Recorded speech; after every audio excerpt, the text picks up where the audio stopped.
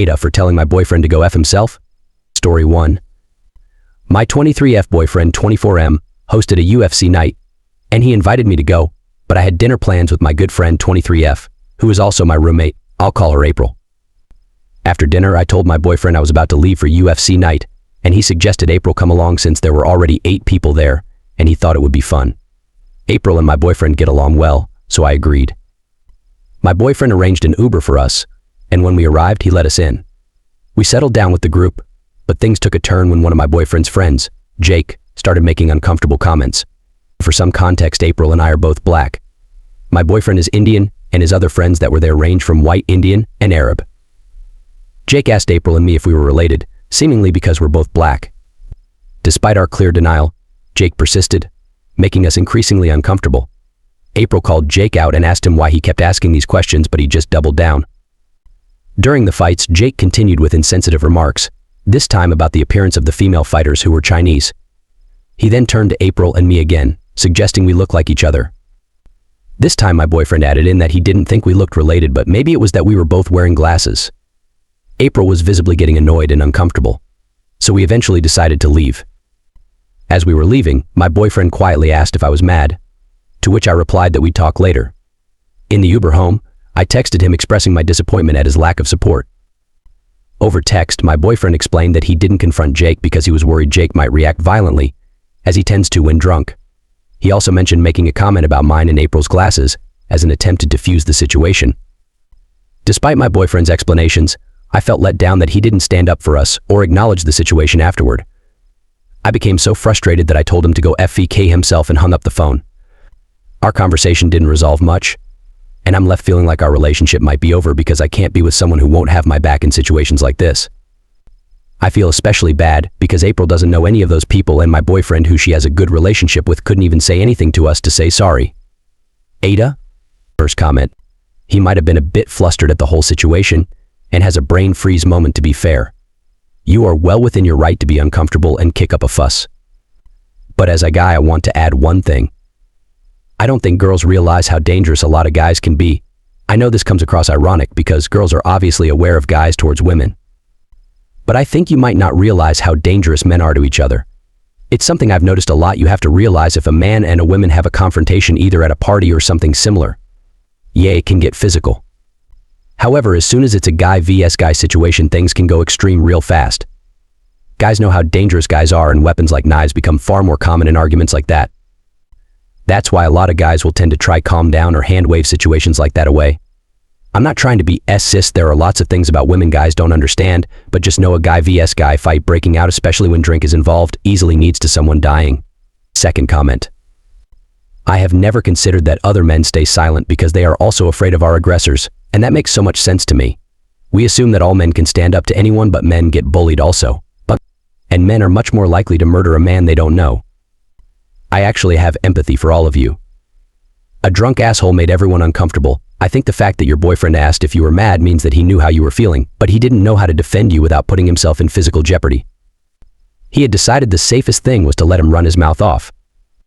I think in the future you need to just remove yourself from those situations. Set better boundaries. Nothing was stopping you from calling an Uber and going home. I am not blaming you, I am just giving you advice for the future. You don't have to stay in a situation where you are being harassed and disrespected. Just end the interaction, say that I am not interested in continuing this conversation and this is no longer a place I want to be. You have to learn to stand up for yourself, because I have learned after many years of bullying that the only person that can save me is me. If you don't think you are worth standing up for, how can you expect anyone else to do it? You need to show up for yourself. You are worth it. More update. Edit. My boyfriend came over this morning and we talked more about it. He said he chewed his friend out about the situation, and he and all of his friends have agreed to drop Jake and not hang out with him anymore. I still don't know how to feel, but I told him I need some time to myself to think about it. Story 2. My GF moved away, so I broke up with her. I-26M broke up with my GF F26 because she moved to another state. We were in a good relationship, almost 6 years. She suddenly quit her job and accepted another job in another state. I was shocked. And the new job was the exact pay. So she wasn't going to be earning more. I expected for her to have a talk with me because she knew I don't like long-distance relationships. But she didn't even ask me what I thought about it. She quit her job on a Tuesday, and by next Monday she was already in her new job. This was a quick change to my life out of nowhere.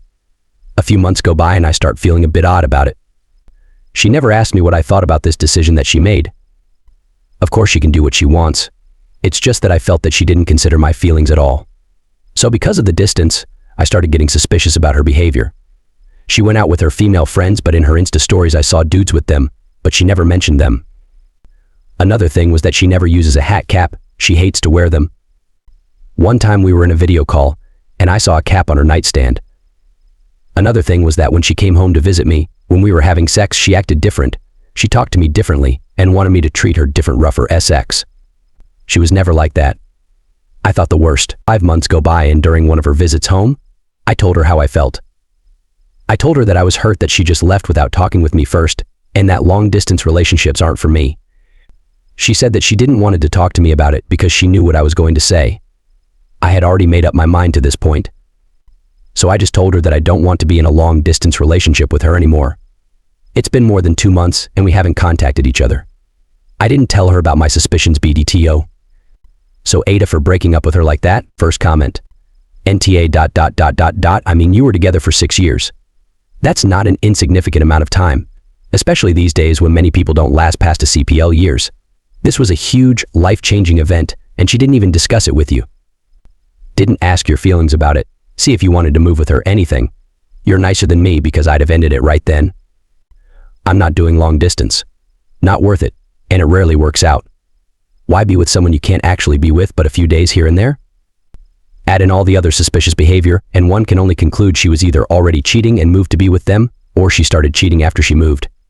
You dodged and big giant missile there. Take some time to heal, and then jump back in the dating pool. Second comment. Oh dude, just by your post I can tell you don't really like her or value her. After 6 years it should have progressed, and you shouldn't have been so uncaring about it. Making the comment, of course she can do what she wants, too nonchalant for a partner you love. If you loved her and wanted to marry her, you would have talked much sooner and worked harder to find out the issues you proved to her. You truly do not care.